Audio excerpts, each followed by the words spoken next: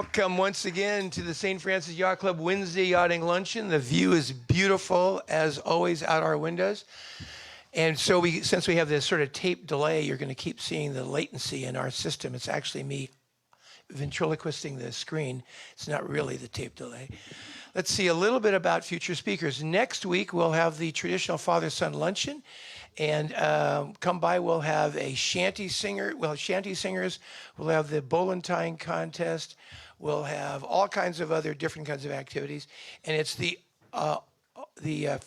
only event where our then Commodore, usually a guy, couldn't be introduced with this introduction.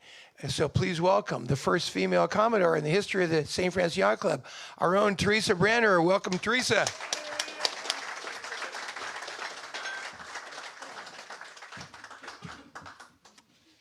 Thank you, Ron. And I actually may be at the luncheon after all. Maybe.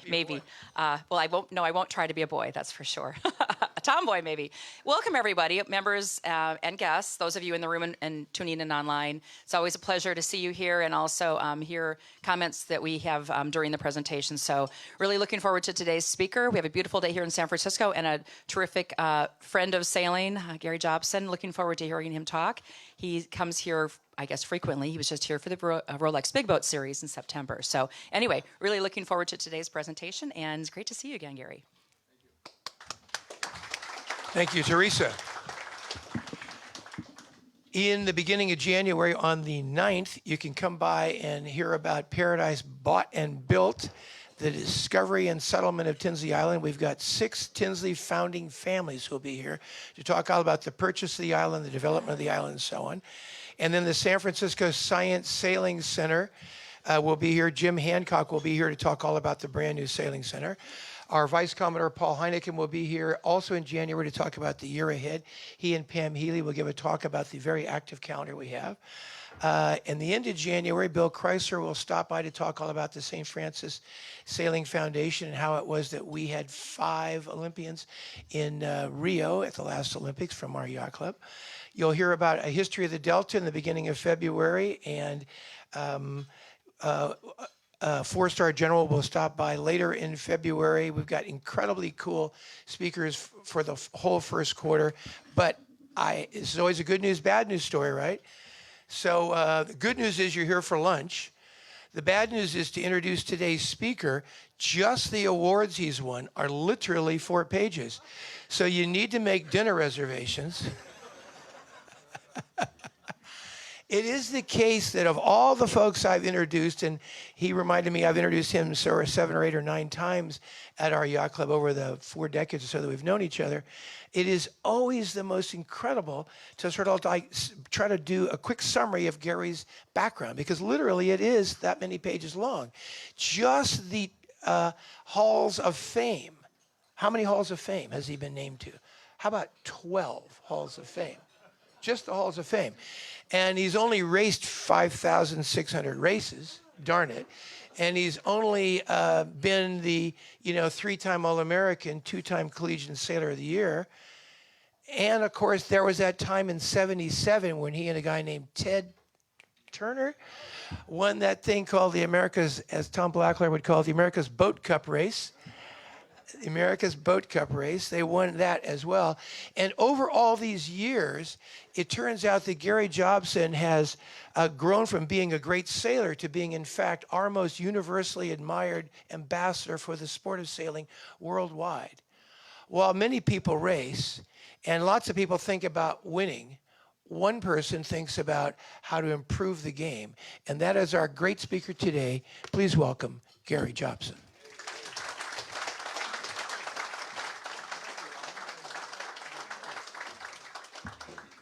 Ron, thank you very much, and Commodore, thank you very much, and nice to be here at the club. I will be back, by the way, February 28th. The Rolex Yachtsman and Yachtswoman of the Year luncheon will be held here for the 4th time, so I look forward to that. I have no idea who's going to win, but I look forward to that. So every 2 or 3 years, Ron twists my arm, not very hard, by the way, to come and speak at the luncheon. So I had plenty of air miles to use to get myself out here, and it's nice to be here. But then the question is, well, what do you want to talk about? And Tom Eamon's been emailing me for months, well, can you give us the inside of world sailing? But I decided not to do that. But I've been thinking about our sport a lot, and over the past 2 years, I've been trying to think, what should I do that I haven't done? And then it dawned on me as I retired from ESPN 2 years ago, after 31 years being there, that I have a pretty valuable collection of interviews. I've interviewed, believe it or not, 550 sailors over the years for ESPN and our various TV shows. So I went through the whole list, and it took a year to do, but I got every single interview transcribed. And then after reading through thousands of pages, I've selected 50 people to write a book about the legends of American sailing, 50 people that have done extraordinary things in the sport. And so in talking to Ron, it dawned on me that some of these people are from St. Francis Yacht Club. So that's the focus of my talk, is some of the legends of our sport that are from this area and have done great things in the sport, and tell some stories that you may or may not know. And I'm wide open to good information. So if something comes along, you can send that on. And then I added a few more names to the list that are not from here, but have done great things in the San Francisco area. So 50 great sailors. Now here's the criteria. It has to be in the last 50 years when I've been active. I have to have done an interview with the person somewhere along the way, so I can use their words in these essays that I write about it. And I have to have some personal experience with the person, either racing with or against that person. And they have to have done something unique or special for our sport. So that's an awful lot of criteria to make the list. So I'm going to start out with a guy named Tom Blackaller, who's got a buoy named after him. I grew up in Barnegat Bay, New Jersey, and I'm going to have my ashes put at a place called Good Luck Point. And anyway, that's Tom, the Blackaller buoy is Good Luck Point. Tom Blackaller did me a huge favor. So the year was 1978, and I had talked U.S. Sailing into doing advanced racing clinics, and I was on the Olympic Committee, and one of my ideas was that we needed to upgrade our Olympic program. And the way we could do this was, one, let's go recruit non-Olympic class sailors to race Olympic classes. Let's get some training clinics and seminars, and how about if we set up coaching? None of this had ever happened before. And the Olympic Committee was a little reluctant, but the chairman, Dick Stern, said to me, well, I'll tell you what, we'll give you one regatta to do one of your clinics, and we'll see how it goes. And he set it up for me, and it was the Star Midwinters at the Southern Yacht Club in New Orleans. So here I am, young, 28, and I've got 60 star sailors, and I'm going to try and help them sail their star better, and I'm not a starboat sailor. But we went out, and I did all kinds of drills and sailing and lectures, and this went on for a day and a half. And the most extraordinary thing happened after that seminar. Two of the sailors wrote letters to Dick Stearns saying how valuable those clinics had been for them. And one was Bill Buchan from Seattle, and the other was Tom Blackaller. So Tom became my newest best friend right at that time. And I ended up hooking up in the America's Cup together in 1980. I got to sail with him exactly one race. The last race, the Clipper sailed. When he was the tactician, I was brought on as the navigator. And we lost to Dennis, and that was the end of us. But at the end of that, we talked about putting together our own campaign. And Thomas David Blackaller Jr. and I spent a year and a half running around the United States with our hat upside down, trying to raise money for an America's Cup campaign. I look back and think, how bold for me. I was 31 years old at the time. Tom was 41 years old at the time, going around to try to raise money. And everywhere we went, we were told, well, if you boys get a boat, you come back to talk to us, and maybe we'll help you out a little bit. We get invited to this dinner in New York, and we show up this fancy hotel, and we end up with these people, and we go to some raucous place down in Greenwich Village, And I thought, well, we don't need a jacket and tie for this group. And the next morning, the people that we had dinner with call up and say, well, you passed the test. If we're acceptable to you, we're going to fund a new boat for you. And they did. We didn't know that it was an heiress to the IBM fortune, a Watson, that provided the funding for our boat. But once we did that, we went back to all those people that said, when you get a boat built, come see us. And we did. And we got a lot of contributions. Tom was a really good sailor. He was it's not for me, is it? He's a gifted natural sailor, an engineer from Berkeley, and he had this great way of being very pragmatic and being on the water, but he really at heart was an engineer. And the two of those things, I think, what made him so good. And putting his campaign together for Australia in 1987, it would take a Tom Blackaller to come up with a canard wing, or the canard rudder and the bulbous wing on USA. And they came so close. And I look back and I think if he had had about a month more, they might have actually pulled the whole thing off at that time. About one more month of training. But it just tells you the artist and the science of Tom Blackaller. And one of the great things is once he got his focus on, he was pretty focused. The next guy. So I came here, your club invited me, our club, invited me to come here and do a clinic on lasers. And the year was December of 1974. And a couple people, Ed Bennett was one of them, told me, hey, there's some kids here that you really need to pay attention to. And there's one here. He's about 14 years old, and he was tall and skinny, I remember. His name's Paul Cayard. He's really good. You got to watch. John Bertrand was another one. So I got to meet all these teenagers, and I was the clinic instructor. Paul Cayard, in my view, is one of the greatest talents we've had in our sport. And what makes Paul so special is he's been able to sail on such a wide range of our sport, whether it's winning a Star World Championship, being a two-time Olympian, racing in the America's Cup multiple times, getting to the finals a couple times himself, and also winning the Whitbread Round the World race is really something. In an interview I did with Paul, I asked him, of all the things you did, what was the most special?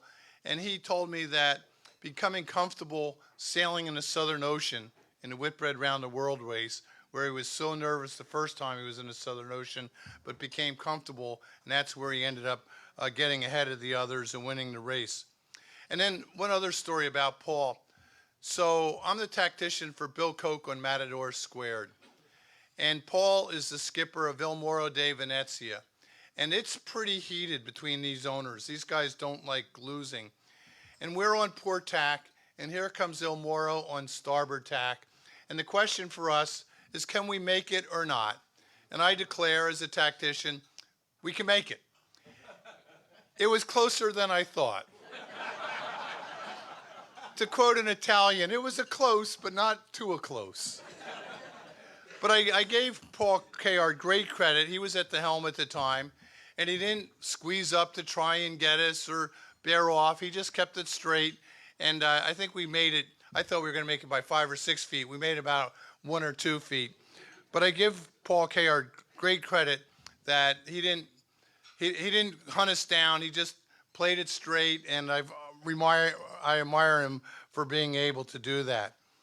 I'm sure the fact that Paul can speak French and later Italian really helped him out with all his racing in Europe. Anyway, he's a pretty special guy, and you should be proud to have had him here at the club. So Malin Burnham, who's actually a member of the club, even though he lives in a place called San Diego, Malin amazes me. I think he's 90 or 91, and he won 92. Thank you, Tom. 92, and 2 years ago, he won or 3 years ago, the International Masters Championship. You know, I was in that regatta, and, look at Malin. Oh, God, he's 88 years old. He should be okay. He ends up winning the regatta, which tells you, his bookend of career. Here's a guy that won the Star World Championships at the age of 17, and he recruited some younger kid to sail with him who had a pretty good career, Lowell North. And one of the things that I admire about Malin is he has these 7 virtues that he talks about a lot. The virtues are commitment, set goals and take responsibility, dedication to whatever you're trying to do, hard work, do things with your own hands, which is something that I think our young people need to do a little bit more these days. The incredible value and importance of teamwork. As he calls it, his virtue was follow through. Just keep going until you're successful. Play by the rules and don't cut corners, and the value of playing ahead. And Malin, of all the things that he did in sailing, to pick Dennis Conner up off the floor after losing the cup in '83 and putting that Stars and Stripes campaign and understand that they were beat by technology and technology would make the difference was pretty special. Next guy, Stan Honey. I'm trying to think if I've ever met anybody smarter than Stan Honey. And he's such a down-to-earth guy. And I met him at something at Yale called the Snow and Satisfaction Regatta way back in, I think, 1975 and 1976 when he was a student there. And Sally was at that regatta sailing. So you kind of wonder, when did they really hook up? He was in college. She was, anyway, I think it happened at that regatta, best I know.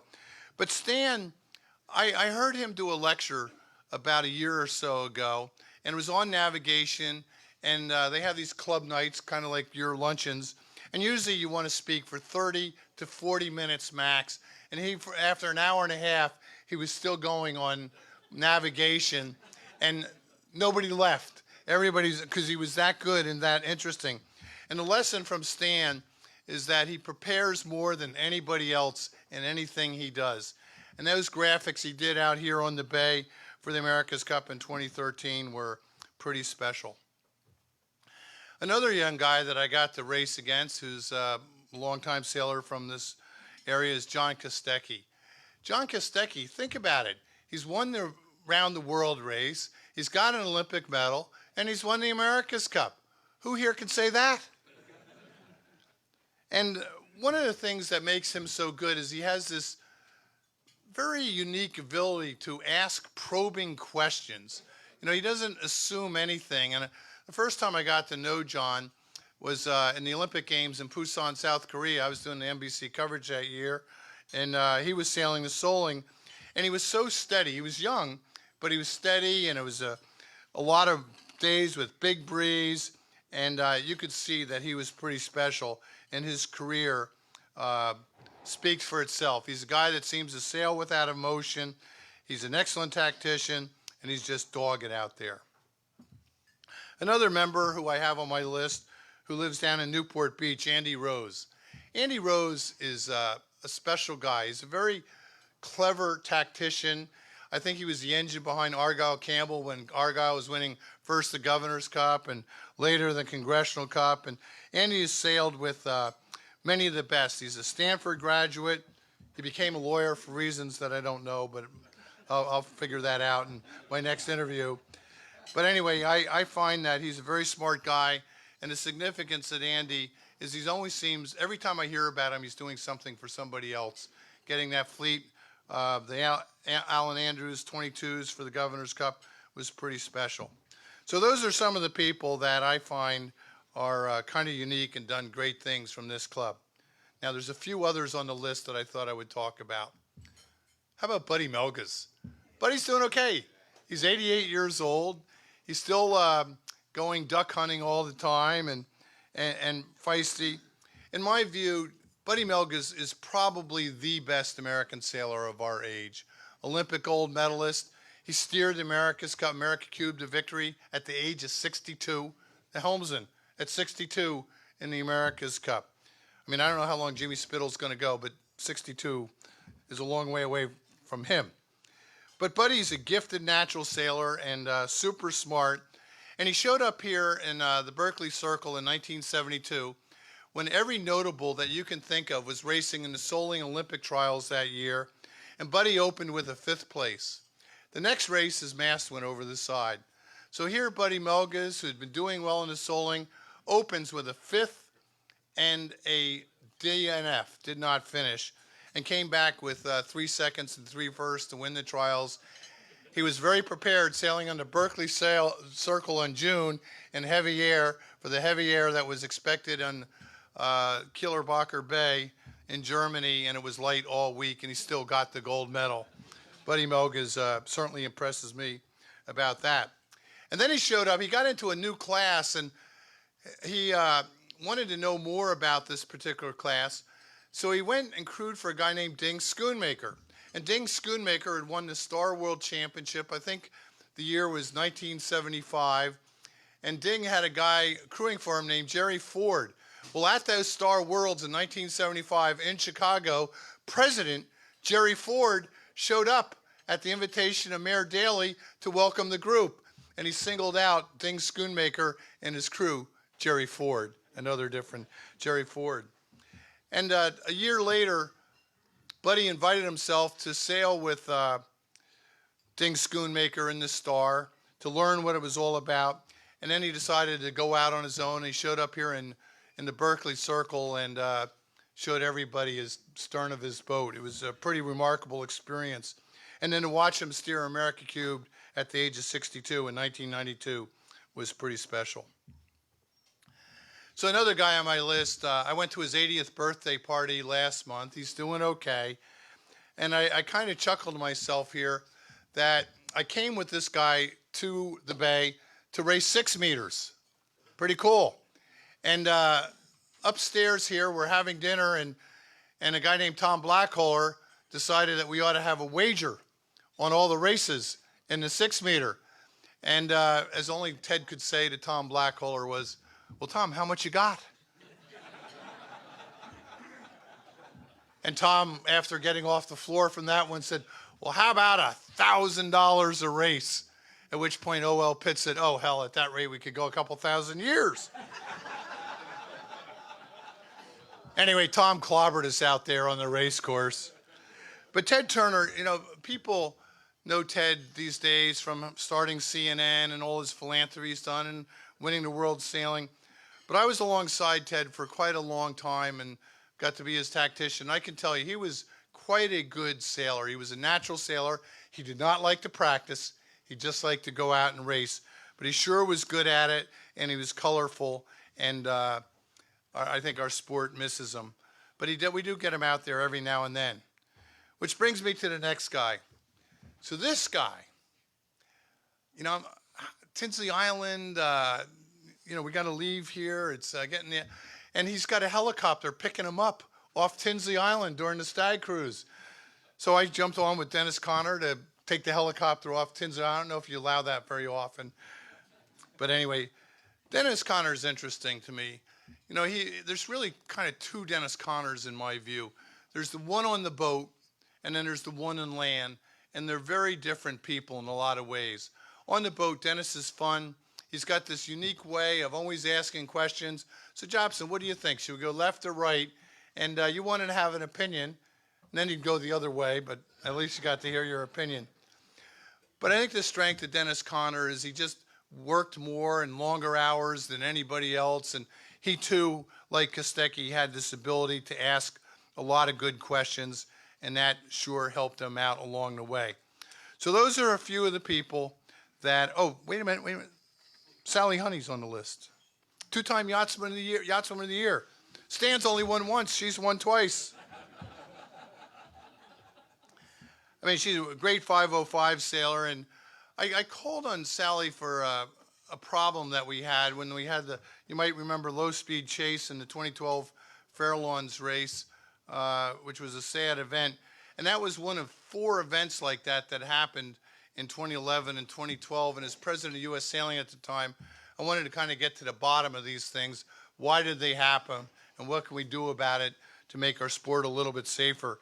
And I asked Sally to chair the independent review study of low-speed chase that year. And she was very methodical and did a good job. And I sure hope our sport is a little bit safer. All right, now, who are these 2 people? I'm going to tell you 2 quick stories, and don't guess until I finish the second story, and these are true. Story 1, who's this guy? So I'm skippering Endeavor. Endeavor is the great J boat, the 130-foot boat that sailed in the 1934 America's Cup. And we have this regatta. Ted Turner's the skipper of Shamrock, and I'm the skipper of Endeavor. And about 30 minutes before the start in Newport, Rhode Island, and we're trying to get the top batten in the mainsail, and it's hard to get it in there, and the race is coming up. This guy comes on a launch and hops on the boat. He's not on the crew. He just comes on the boat and walks back to me because I'm standing at the wheel and says, "Hey, I'm looking forward to the race with you today." "Are you on the crew?" "No, but I'm gonna be." "Well, you better go talk to the owner, Elizabeth Meyer." Anyway, his launch disappeared. We got the main up, and after the race is over, we did excuse the guy from being on the boat for the second race that day. So the question is, who's that? Story 2. So Christmas a year ago, my wife and I are driving up the New Jersey Turnpike, a road that I've been on many times in my life. And we stopped at a rest stop at mile marker 59 and went to the bathrooms and came back to our car. And I parked way out in the outback of the parking lot. It was so crazy and crowded right before Christmas. And this silver Subaru is parked right next to us. And I can't get in the car because the couple have their doors open and they're rearranging their Christmas presents. And I recognized the husband right away, and to my wife's great horror, I went over and thanked him for all the things he's doing lately, and I don't know how he's dealing with it, but keep up the good work. You know, a lot of people are cheering you on. So who was that? So the stowaway on the J-boat was Donald Trump. And the guy on the turnpike was Robert S. Mueller.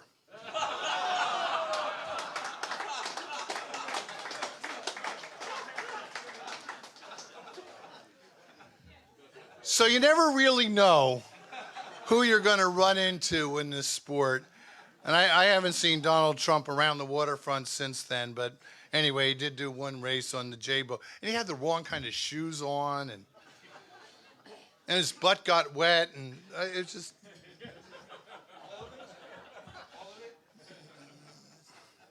Okay, that's enough of that. All right, one more guy I want to talk about here. And then I brought a couple videos we're going to take a look at. They're 90 minutes each. So I just finished this one up this past weekend, and there's one more guy that I wanted to mention, and he's probably got a little longer section than everybody else in the book, but then again, he lived to be over 100 years old, and his name was Olin Stevens II, DeRaid. And Olin was remarkable when you really dive into it. I read a couple books that he had written, and I read about lots of people that commented on his career.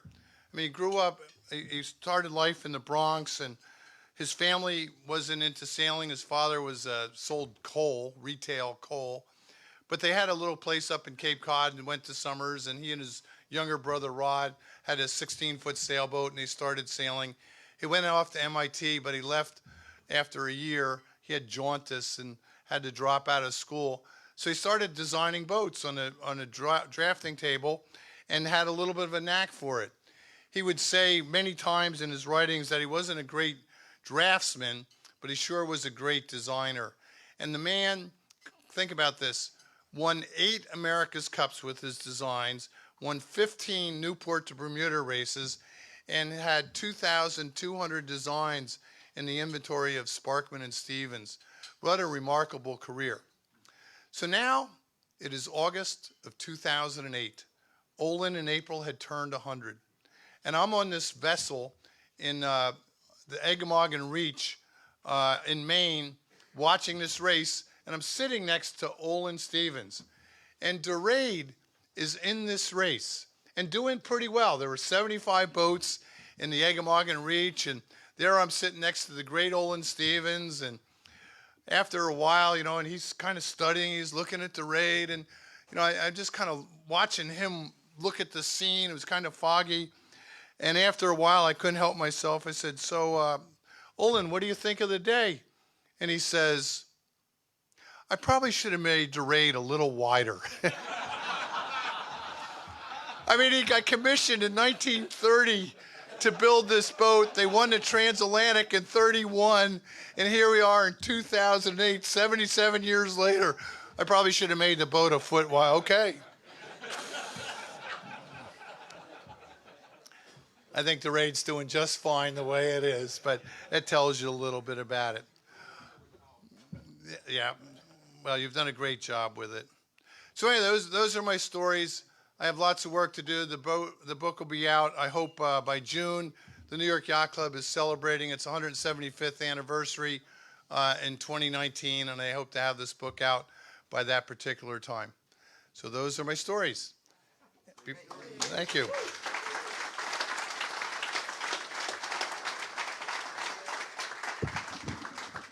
I'm going to show a couple of videos. So can I run it from here, or does Tom do it? No, you run it, but it's black, or you gotta get your laptop, it's black. Oh, no, I'm seeing black from him. Okay, here we go. I think it's going to work. It's not working. Nope. We might have to skip it, Gary, because it powered down. Yeah, it was black in there. Let's try again, hang on. Okay, if not, I'll tell another 45 stories.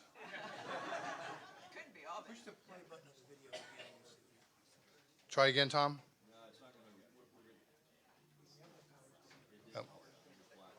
Okay. All right. If not, I'll tell one more story here. I just brought some high energy pictures of sailing. So this story kind of tells you a lot about how things happen earlier in your life that you don't understand what they really mean to a little bit later in your life. And I remember getting signed up with Ted to be the tactician on Courageous. And I must say, at the age of 26, I was pretty excited about that. But Ted had this unique way about him. And on the boat, I'm the tactician, exalted job, get to call the shots. But to make sure that his young tactician didn't get too big a head, my job when we came back in after sailing every day was cleaning the bottom of the boat. So that everybody in Newport, I was the guy that cleaning the bottom of the boat. They didn't know who the tactician was out there. But there were some lessons I learned from Ted. And one of them happened at a press conference. So I don't think we were expected to be as fast or win so many races in the early June trials. But after about our 5th victory, we're at a press conference. And I'm standing next to Turner, and Robbie Doyle is our mainsail trimmer standing next to Ted. And some reporter says, "So Ted, that was a great day on the water. You've won 5 in a row. What's your secret to all this?" And Ted says, "Well, with a tactician like Jobson calling the shots and a guy like Robbie Doyle trimming the main, these are the reason I'm winning." So he spreads it around. The very next day, we got clobbered. I took us on the wrong way, side of the course. I think Robbie had the wrong jib up. We were slow, the wrong day, bad combination. The same press corps is there, and the same writer puts his hand up and said, "Ted, after winning those 5 races, what happened today?" And Turner says, "I had a bad day. I made some mistakes, and I'll try and learn from them and do better." And it was a great message that when you're doing well and you're in charge, spread it around. But when things don't go well, take the blame yourself, even if you're not part of the reason. So June trials, we did well, 10-1 in 1977, long time ago. July came along and we're still doing well. We won 7 races in a row. And then, like many sports teams, we fell into a slump. And we lost 6 races in a row. And the press was brutal. Well, Turner, they came out with the old boat and they were good early on, but the new boats with Lowell North and Ted Hood are coming on, and that's probably the end of Turner at this point. We had one more race to go with a day off, and we get the word that the New York Yacht Club's America's Cup Selection Committee wants to meet with us on the crew. And they're going to come down at 7:30 the next morning. And at 07:30, the gate to our compound, bam, opens up, and 8 of these gentlemen came marching through the gate. And believe it or not, all 8 of them had the same first name, Commodore. All 8 of them. And when these guys walked in, one of them, who was past president of U.S. Sailing, publisher of Yachting Magazine, and America's Cup winning helms himself, he was a great sailor at Princeton, Bob Bevere looks at me and says, Mr. Jobson, can you and I have a word? Oh, dear. And he literally took me around the tool shed, and I remember we sat on a couple of milk carts, and I remember he had a cigarette, kind of smoking like that. And he looked at me and he said, Jobson, we've been watching you all summer. And you're the best sailor out there on the race course. Nobody could sail a dinghy like you do. But lately you looked a little tentative out there and you're making some mistakes. So here's what you're going to do. Not, this is what we suggest. This is what you're going to do. Sail the boat just like one of your dinghies. Just pretend you're on a laser. And most importantly, he said, just go out and have a little fun. The next day, the New York Times has an article in the Sunday New York Times that says, and the headline is, Patience of Jobson may be key to Turner's success. My name is in the New York Times. It was unbelievable. And I read through the article and I thought at the time, oh, this is going to calm Ted down and this will really help. Well, the darndest thing happened. We raced Lowell North that day and we ended up beating them and we never lost a race again in that America's Cup. Well, it's a lot of races after that time. That article in the Times, by the way, was written by a guy named William Wallace, New York Times writers. So 31 years later, I'm speaking at the Pequot Yacht Club in Southport, Connecticut. I had a new book come out at the time. And after my lecture, said, William Wallace. And I thought for a second, did you happen to write for the New York Times? And he said, yes, I did. And I wrote about you. I said, well, you might not remember this, but you wrote an article, Patience of Jobson may be key to Turner's success. And I really appreciated that article because it calmed Ted down and we did a lot better after that. And I never got around to saying thank you. And he looks up at me and he says, that article wasn't about Ted. I'd gotten a call from Bob Avere saying that the young tactician over in Courageous needed a little confidence boost. So 31 years later,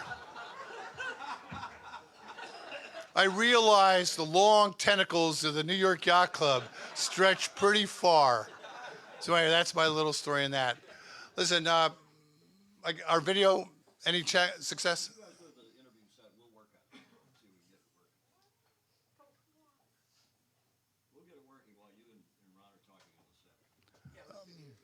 Okay, so now we do the interview. Yeah, they'll try to get it working while we talk. Perfect. Straight chin.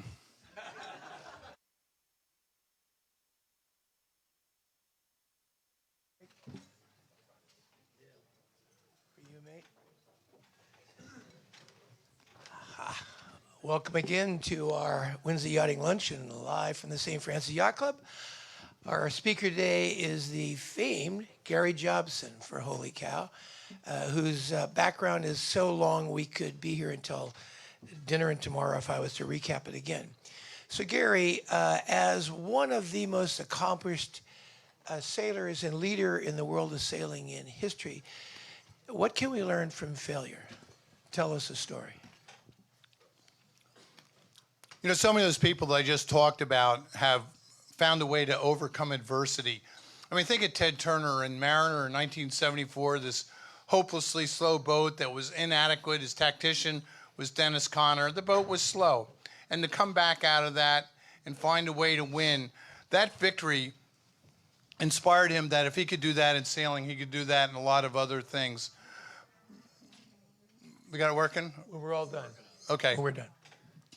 We'll close it. Or Nathaniel Harrisoff, who killed somebody blowing up a steam engine, lost his license to work on steam engines, and decided he might be better off with sailing. And he ended up winning 6 America's Cups, designing, building, and sailing on 6 successful America's Cup defenders. Or even Olin Stevens with his esteemed career. And after the success of Intrepid with the split rudder and keel, the trim tab, and all the winches down below decks, winning every race except one when they broke the mast on Intrepid in '67, and then to come up with Valiant that was really slow. You would think that, oh my God, the guy is that's the end of his career, but he came back and did pretty well with Courageous and capped it off with Freedom. So sometimes adversity can be a benefit if you can learn from things. And Dennis Conner is another example, losing in '83, where really he outsailed the Australians with a boat that had no business winning any races and brought it right down to the last race. To the second to last leg of the last race. Right. Amazing. 57-second lead at the fourth mark and got run down win, 12 jibes versus 4. Right, That was the right. difference. So now you've won so many races as a successful tactician. Talk to us about tacticians you admire. Give us a tactician story. Well, first of all, thanks for mentioning victories, but a few years ago, I went back through all my logs and notes, and I tabulated that, as you point out, 5,600 races, which is probably about 100 more since then. And then the question I had is, how many did I actually win? And the answer is about 1 out of 7. So you're listening to somebody who actually loses 6 out of 7 times that I'm out there on the race course. So I watched Steve Van Dyke sail. There was a documentary on the America's Cup, and he was so authoritative with information that he was a good inspiration for me when I became a tactician. And another guy that helped me out a lot was a guy named Sam Merrick. So Sam Merrick headed our Olympic program when we won medals in 1984, golds and all golds and silvers, right. 3 golds, 4 silvers in L.A. And I sailed with Sam on his E-Scow from the age of 16 to 21. And what he would do is he would just ask me questions to answer, and then he would follow that on the race course.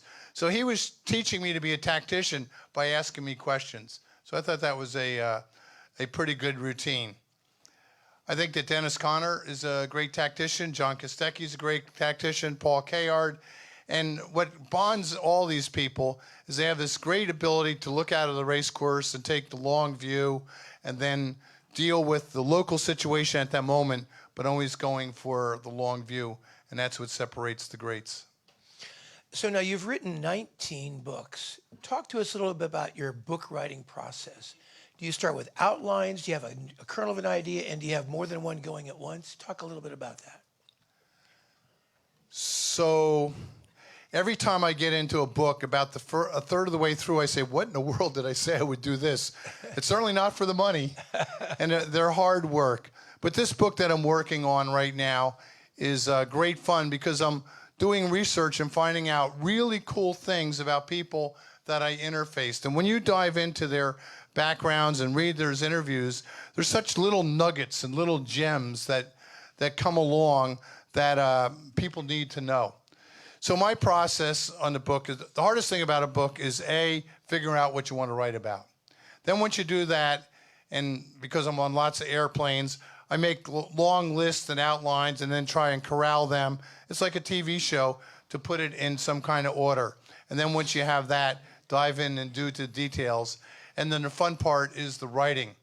And I went to New York Maritime College, naval architecture, engineering, being a ship captain, navigation, all of that. But really, I should have gone to some liberal arts college and done writing, because I spent a lot more time doing that for my TV shows and writing. And it's like an art firm. It's a sailboat race. You're out there collecting facts and trying to make something more interesting all the time. So that's why I'm excited about this book. So in '86 or so, when you were with us in the Golden Gate Challenge, you came once to this meeting and you said to Tommy and I, you know, I got this opportunity for ESPN, and I think what I might want to do is, instead of being your tactician, I think I might want to be doing this broadcast down in Perth. So the question is, that was an incredibly beautiful setting for an America's Cup, windier than daylights, the doctor and all the rest of that sort of stuff. Talk to us about covering that America's Cup, because that was the genesis of the really fabled TV coverage of America's Cup since. So when I tried out for that gig at ESPN, there were several people that were trying out for it. I called an old friend of mine that I had sailed with several times over the years who knew about television. His name was Walter Cronkite. And I said, Mr. Cronkite, I've been offered this job to do commentating on the America's Cup, and they... Hold on.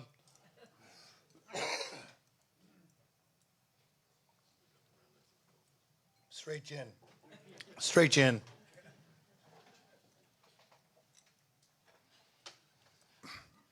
And you can hear his voice. He said, "Wonderful." I said, so what can you tell me about this? And he said, well, first of all, do your homework. 90% of this you'll never be able to use, but you want to have lots of information in your head so you're prepared. So do a lot of homework in advance. Good advice. Secondly, he said, enunciate clearly so people can understand you. Try not to speak too fast. Good advice. When you're doing television, speak to the picture, because the viewer only sees the picture, so you don't want to talk about things that are not on the picture, which is really good advice.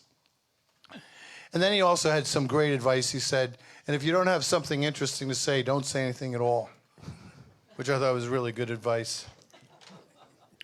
When he passed away, a guy called me up named Mike Ashford, and he was to do the eulogy for Walter Cronkite. Wow. And he said, do you have any advice for me? I said, yep, here's my advice. Speak slowly, enunciate clearly, do your homework in advance. And if you don't have something good to say, just be quiet. And that's what Walter told me. I mean, the magic of that America's Cup. The America's Cup had been on television a number of times before. A shaky black and white picture from a blimp, a long shot from the shore, and all you saw was painted white boats out on the distance. But what made the America's Cup special in 1987 was the onboard cameras. We said yes. Remember, DC said no, and we agreed to do it. So Jeff Mason, our executive producer, asked me to go talk, and Tom Blackaller, he was a little reluctant, but he said yes. Right. And Dennis said no. But when Tom said yes, Dennis gave it a try. So a key gig as a responsibility as a tactician is being over just a second after the starting gun. Give us a story or a couple about being over early.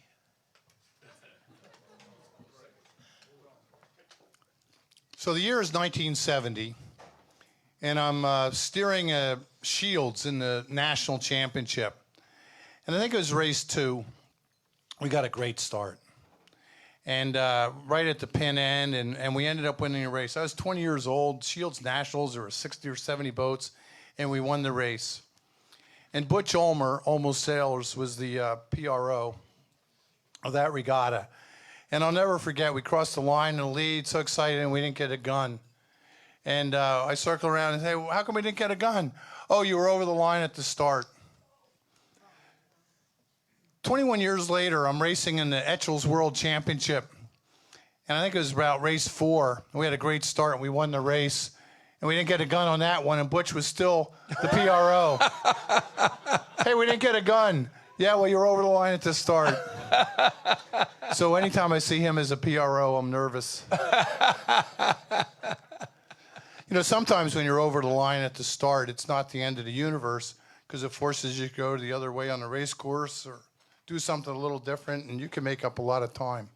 As Paul Cayard would say, it's amazing how boats will get out of your way sometimes. Now, I'm going to keep asking questions until I see one from the audience, and I do now. Yes. So, Gary, long-time listener, first-time caller. Really Good line. Appreciate how you've included designers in your list of people that have been important to sailing here. And a lot of times being out here, we hear about East Coast bias. It's great to hear how many people on the West Coast you've included in your list. We do have a long coastline and a lot of sailing gear, as you know. Now, there's a couple people here I'm wondering if you've interviewed and if you've considered having them in your book. One of them, very influential in our area, was Carl Schumacher. If you missed interviewing, unfortunately that train's left the station. But the other one is Bill Lee, who I think's been influential really worldwide, and he's often here. Unfortunately, he's not here today. But would you consider having him as someone? So, yeah, Carl, we're not going to get that interview. I haven't interviewed Bill Lee before, but I'd sure like to. He's an interesting guy. He's very smart and sometimes out there in a tubular kind of way, to quote an old film. you haven't seen the whole list of people, and there are several designers and people that you might never have heard about, but they've done such great things in the sport that it's kind of fun to talk about them. But Bill Ligg's a darn good suggestion. Thank you for that. So you're a methodical person. Talk to us a little bit about sailing in 77 with Turner, who is much more intuitive. You said something to me back in like 77 over in Corinthian Yacht Club. You said 126 things you can do during a tack to make the boat go through the tack faster. How do you introduce a real tight methodology like that to a skipper who's just incredibly intuitive and not automatically like that? Well, as I said, Ted Turner was a guy, he did not like to go out and practice very much. He did it grudgingly, but he was good. He was really a good natural sailor. He grew up in Savannah, raced all kinds of small boats. He was a Flying Dutchman champion. He won in the 5.5 meter class. So his basics were small boat sailing, even though he made his mark in ocean racing and then finally in the America's Cup. Ted had a reputation of being brash and loud, and around the docks he was, that southern accent, and he's kind of colorful. But he actually listened on the race course. And I learned early on in an ocean race, this was before the America's Cup, that Ted would listen to you even when he was screaming. He'd be there, get the 3 up, get the 3 up. Ted, we really need the 2. Oh, get the 2 up, get the 2 up. So, he would listen, and it was a couple of years ago. We were 2 summers ago. We were at his ranch, one of his ranches out in Montana, and I just took a deep breath and said, "Thank you for including me in all the stuff you did." And he said, "Oh no, it was a two-way street. You helped me out a lot too." And I didn't realize all those years that it was a two-way street, but it had ended up being a two-way street. So in 1980, we don't go to the Olympics. You're coaching the U.S. Olympic team. Can you talk about the moment you got the news? So I was on that Olympic committee, and I was one of the coaches during that era. And Sam Merrick was a guy that I had recommended for the Olympic coordinator spot. And Dick Stern, who I said earlier was the chairman of the committee at the time, didn't really know Sam Merrick and listened to me. And he called Buddy Melges for a reference, and Buddy said, "Get him." And Sam did a great job. Yeah, I mean, Jimmy Carter had a political motive there with the Russians going after Afghanistan and took us out of the Olympics, which was a big disappointment to everybody. As it turned out, I went off and did another America's Cup with Ted in 1980. So it was a little bit disappointing. But I give Sam a lot of credit. He kept that squad together.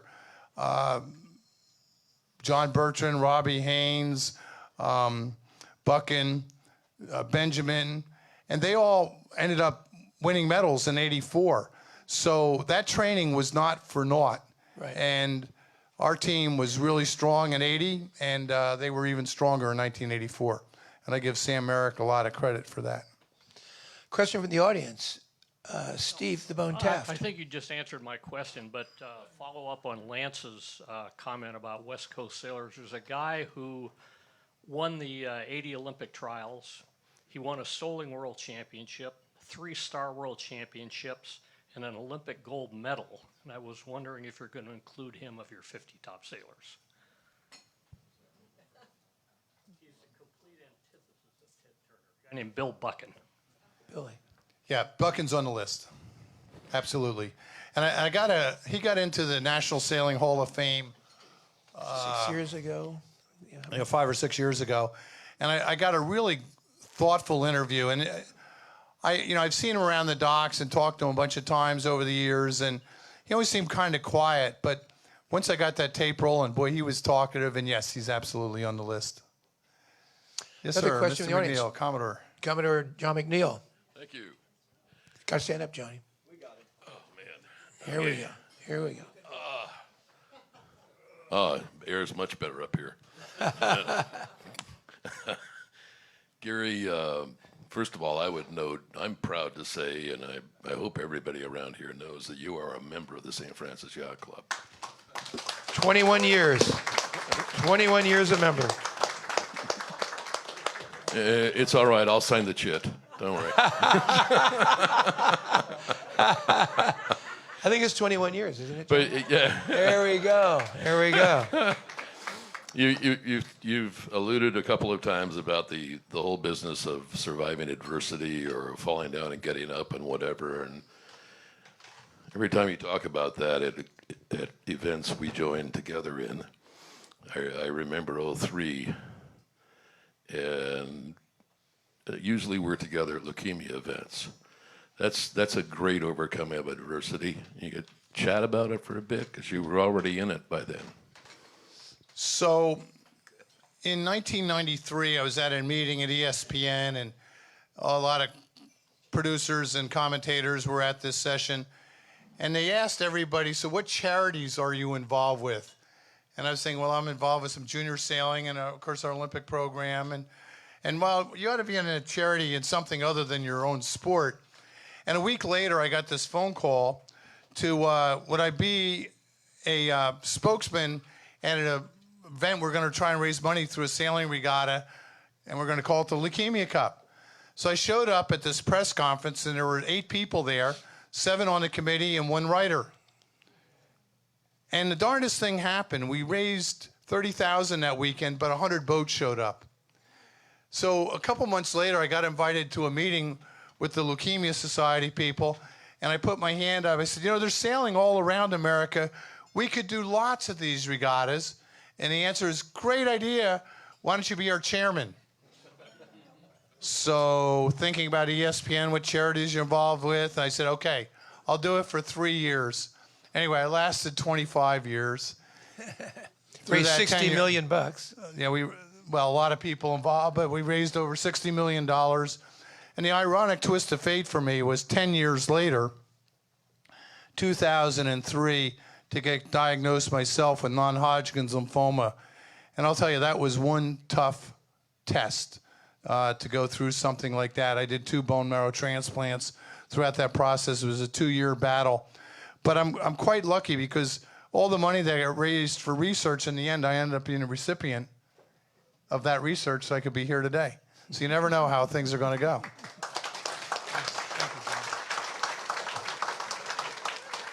So you're 6 years old. It's at Beechwood Yacht Club in New Jersey. You get in a sailboat, a little pram for the first time. And tell us that experience. I was scared to death. I was afraid the thing was going to capsize, and there were 2 of us in the boat. We spun around in circles, and I was kind of nervous about sailing when I was 6 or 7 years old. But it wasn't until about the age of 12 that I decided to launch, and I knew at 12 that it would be my lifelong experience. I didn't know what would happen or what direction it would go, but I knew that I was going to be in the sport of sailing and started working at it. And even at times, so that's 1962 for me, I started sailing year-round, which was unique on the Jersey Shore. It was cold out, but we had frostbiting, and I was always the kid on the dock ready to go crew for anybody on any kind of boat and sailed as much as I can. And thanks to Sam Merrick, when I turned 16, I became methodical about it. I still have notes from all these races over all the years. So there's some weird stuff in those notes. I was looking at them about a month ago. I better not show this to my kids. So tell us a story as an adult of being scared on a sailboat. Twice, I've actually been nervous on a sailboat. Once was in 1979 in the infamous Fastnet race around down the south coast of England. Tenacious. On Tenacious with Ted Turner. We ended up winning that race. 303 boats started, only 87 boats finished. But we could tell, we knew about all the calamities around us. 23 boats either sank or abandoned, 15 lives were lost. And those waves are so big and it was so rough, it made me nervous. And then one other time, I was on a boat in Long Island Sound in 2002, and we had a young man up on the bow get hit by the head when the spinnaker pole broke. It knocked him overboard. He didn't have a harness on, and he didn't have a life jacket, and we lost him. And that was a tough night. So those are probably the 2 worst times for me in sailing. Question from the audience. Yeah. Hey, Gary. My name is John Rosen. You painted some great vignettes of a lot of sailors and, people who are also wonderful leaders also. And I was wondering if there are any experiences you had with some of those leaders that stand out that maybe you drew on as you were an organizational leader off the water, something that perhaps shaped how you reacted to a situation at U.S. Sailing or elsewhere. Well, Tom Blackaller is a good case. When you're, and I'm sure some of you have done it, got to sail with Tom, he was pretty calm on the water. He seemed to have a lot of emotions around the dock and the bar, but he didn't have a lot of emotions out there in the water. Like I said, he was an engineer and very methodical. I think that rubbed off a little bit on me. And Ted Turner, like I said, once I filtered out the yelling, he would actually listen to what you had to say, and I think that had an impact on me. And Dennis Connor's very methodical approach to things and asking questions is pretty impressive, so you can learn from all these people. So you mentioned many sailors and some tacticians as well among the sailors. Designers. You and I both remember the beloved and the great talent, Gary Mull. We sent Gary to London to argue our bow rudder argument in a structured argument with Jim Michael. Talk to us, give us a Gary Mull story.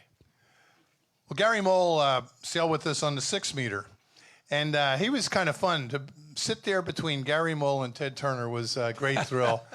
He was always astounded that Turner and I seemed to always be chewing gum, and I don't think he liked it, so I talked him into chewing gum himself, so he did. What a brilliant Blackaller guy. called him Dull, D-U-L-L, Gary Dull. I don't know why, because he wasn't that. He was a great designer and did some good work, and sadly left us too early. Right. So, Gary, it's been incredibly a privilege for us to have you come and speak. And so thanks very much. We appreciate it a lot. Appreciate when you come out and share your stories with us. So this has been the Wednesday Yachting Luncheon live from the St. Francis Yacht Club. And with that, the meeting is adjourned.